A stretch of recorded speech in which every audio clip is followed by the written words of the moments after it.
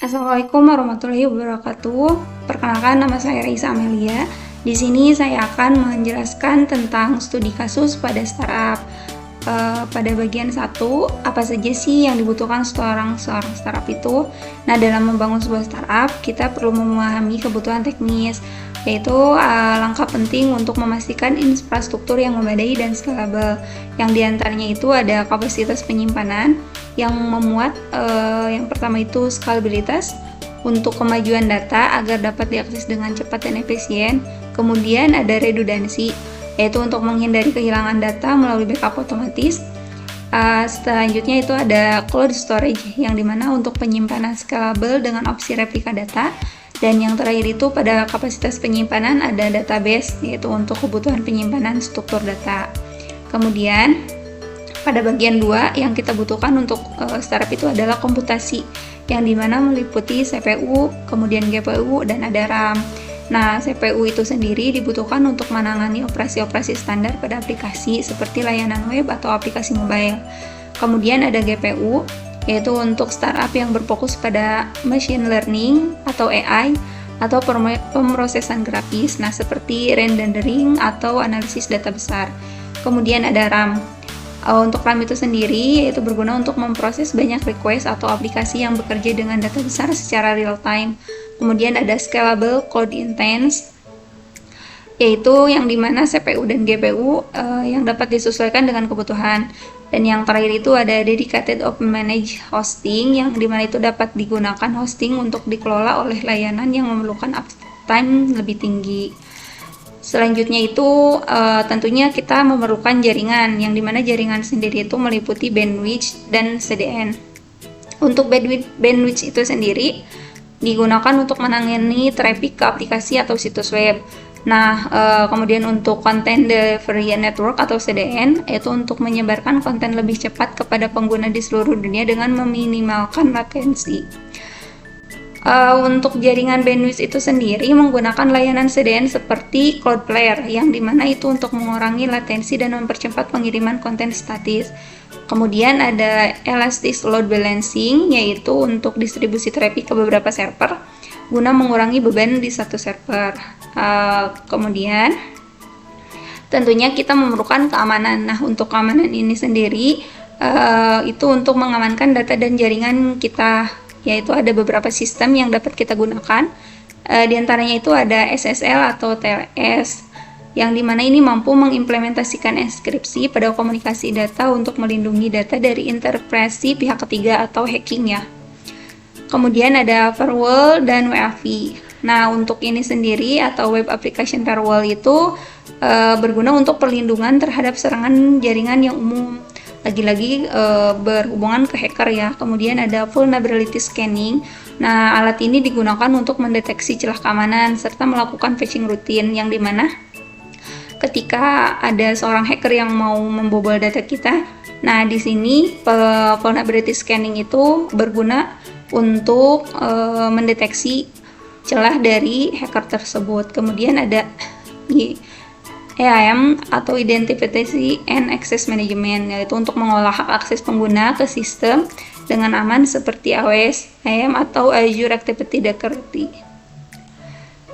Selanjutnya itu ada kebutuhan integrasi pada layanan AI. Nah, untuk ini sendiri pada kebutuhan integrasi untuk layanan AI kita dapat menggunakan beberapa layanan, yang diantaranya itu ada layanan cloud basis AI, yaitu untuk mempermudah untuk mengimplementasikan fitur-fitur AI seperti machine learning tanpa harus kita mengembangkan dari awal. Kemudian ada sumber daya komputasi AI, yang dimana ini beberapa proses AI memerlukan GPU yang kuat atau cluster yang dapat diskalakan.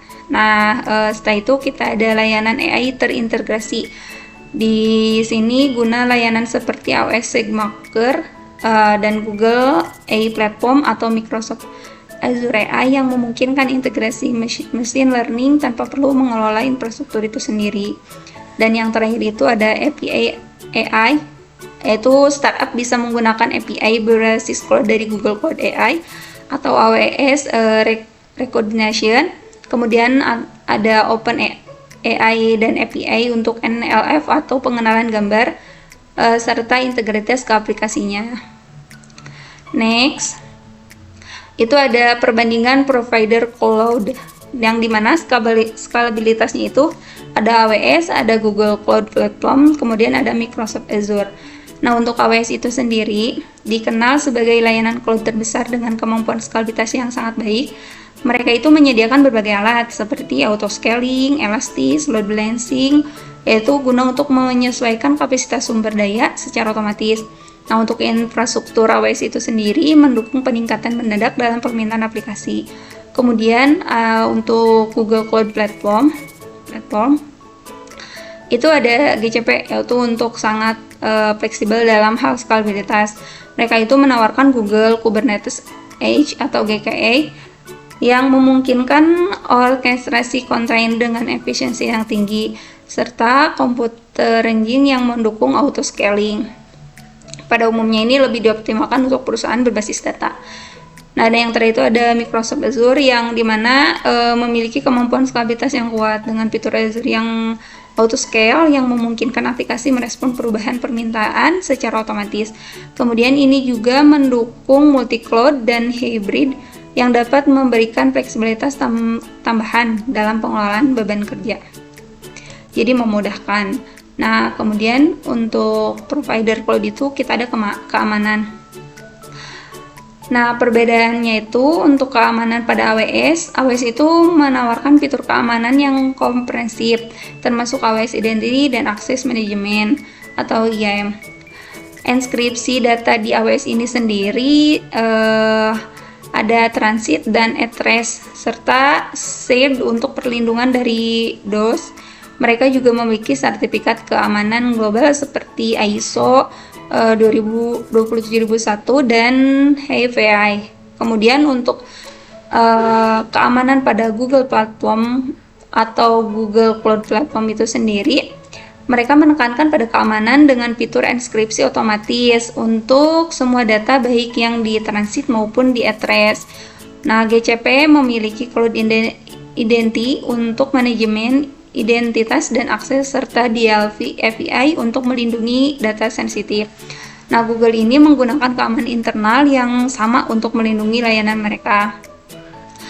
Nah, untuk keamanan pada Microsoft Azure itu sendiri memiliki portofolio keamanan yang kuat dari semuanya ya, termasuk Azure Security Center, enskripsi end-to-end, serta Azure Active Directory untuk manajemen identitas. Azure ini juga menyediakan Endpoint Threat Protection untuk pelindungan serangan canggih.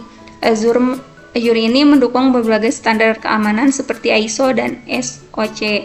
Nah, dari ketiga perbandingan ini sendiri, kita bisa bandingkan yang mana yang lebih unggul dari segi keamanan.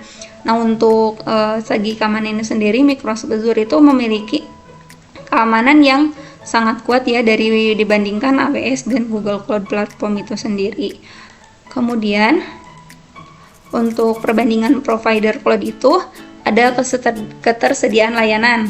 Nah, untuk ketersediaan layanan ini, AWS itu memiliki data center di seluruh dunia dengan 99 zona ketersediaan di 31 wilayah geografis. AWS juga menawarkan berbagai layanan AI atau ML seperti Amazon SageMaker dan Regeneration untuk perkembangan AI. Nah, untuk ketersediaan layanan Google Platform atau Google Cloud Platform ini, atau kita singkat aja dengan GCP gitu ya, ini tuh memiliki infrastruktur yang sedikit lebih terbatas dibandingkan AWS dengan 38 zona di 11 wilayah. Namun, GCP sangat kuat di layanan AI seperti TensorFlow, AI Platform, dan BigQuery karena Google dikenal dengan kemampuan AI dan pembelajaran mesin yang canggih. Nah, kemudian untuk Microsoft Azure itu memiliki cakupan yang sangat luas dengan lebih dari 60 wilayah di seluruh dunia. Azure juga memiliki berbagai layanan AI termasuk Azure Machine Learning dan Cognitive Service yang mudah diintegrasikan dengan layanan lainnya di ekosistem Microsoft. Dan perbandingan dari ketersediaan layanan, lagi-lagi Microsoft Azure ini memiliki cakupan wilayah yang luas juga ya dibandingkan dengan AWS atau GCP. Kemudian ada perbandingan pada kemudahan, integritas, dan manajemen. Nah, pada perbandingan kali ini, AWS ini memiliki antarmuka yang komprehensif, namun terkadang bisa rumit bagi pengguna baru. Alat-alat seperti AWS atau Management Console atau CloudFormation menyediakan integritas API dan layanan yang sangat fleksibel, namun membutuhkan pembelajaran untuk memaksimalkan penggunanya. Sedangkan Google Cloud Platform atau GCP ini memiliki antarmuka yang lebih bersih dan mudah digunakan dibandingkan AWS dengan Google Cloud SDK dan memudahkan pengguna untuk mengelola. Dan kemudian bisa mengintegrasikan layanan. GCP sangat ramah bagi developer, terutama dengan kemampuan untuk terhubung ke ekosistem open source. Kemudian untuk integritas pada Microsoft Azure, ini dikenal dengan kemudahan integrasinya, terutama dalam lingkungan perusahaan yang sudah menggunakan layanan Microsoft. Azure Portal mudah digunakan dan mendukung integritas mulus dengan aplikasi Microsoft lainnya seperti Office 665, Dynamics, dan Active Directory. Nah, untuk kemudahan integrasi dan manajemen ini sendiri, perbandingannya Microsoft Azure juga sangat mudah untuk digunakan. Kemudian pada kesimpulannya, untuk AWS itu sendiri, AWS unggul dalam skalabilitas dan jangkauan layanan yang luas. Ini itu cocok untuk startup yang membutuhkan fleksibilitas maksimal dan pertumbuhan yang cepat. Kemudian ada Google Platform atau GCP. Google Platform ini unggul dalam hal AI dan pembelajaran mesin, serta menawarkan harga yang lebih kompetitif untuk beban kerja komputasi intensif. Nah, sedangkan untuk Microsoft Azure itu sendiri memiliki integrasi terbaik untuk perusahaan yang sudah menggunakan ekosistem Microsoft dengan skala global yang luar biasa dan fitur keamanan yang sangat kuat. Pemilihan penyediaan layanan cloud terbaik tergantung pada kebutuhan spesifik startup, termasuk anggaran, fokus teknologi, dan ekosistem yang ingin digunakan. Nah, kita bisa tarik kesimpulan dari tiga provider ini. Mungkin AWS unggul dalam skalabilitas dan jangkauan layanan yang luas. Ini itu bisa untuk startup yang baru mau memulai. Kemudian untuk Google Cloud Platform sendiri, ini juga sangat rekomen banget untuk startup yang baru mau mulai juga, yang dimana ini Google GCP ini itu unggul dalam AI. Nah, sedangkan untuk startup yang sudah memiliki ekosistem Microsoft Azure tentunya sangat rekomendasi untuk provider digunakan untuk startupnya pada perusahaan itu gitu. Nah, di sini ada prototype sederhana yang dimana itu ada tiga komponen utama. Sebetulnya sih banyak komponen yang ada, cuman saya ambil 3 contoh saja. Pada komponen utama di sini itu yang pertama ada Amazon Road atau DNS. Nah, layanan DNS ini yang akan mengarahkan lalu lintas dari internet ke aplikasi layanan DNS, kemudian dari internet itu ke aplikasi gitu. Nah, untuk Amazon CloudFront itu ada atau Content Delivery Network, ini berfungsi untuk mempercepat pengiriman konten statis dan dinamis. Setelah dari Amazon CloudFront itu ke Elastic Load Balance atau ELB, yang dimana itu ELB membagikan lalu lintas aplikasi ke beberapa instance server untuk memastikan distribusi beban yang seimbang. Nah, ini juga bisa kita gambarkan ya, dari DNS itu akan diarahkan ke lalu lintas internet. Nah, kemudian dari internet itu sendiri diarahkan ke aplikasi. Kemudian ada Amazon. Dari Amazon ini mempercepat pengiriman kontennya itu secara statis dan dinamis.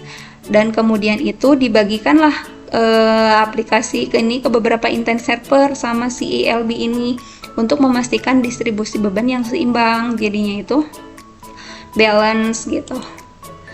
Nah, kemudian untuk alur datanya itu kita itu ada penggunaan front end, yang dimana ini pengguna dapat mengakses aplikasi melalui browser atau aplikasi mobile.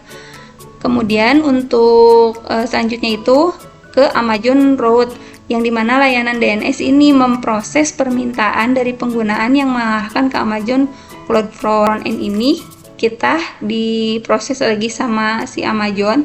Kemudian dari Amazon itu ke Amazon Cloud Front, yang dimana si Amazon CloudFront ini untuk menyampaikan konten statis yang disimpan di Amazon S3 atau meneruskan permintaan ke Elastic Load Balancer untuk konten yang dinamis. Jadi sebetulnya alurnya itu sangat banyak, tapi saya lagi-lagi mengambil 3 contoh saja agar bisa kita pahami alurnya.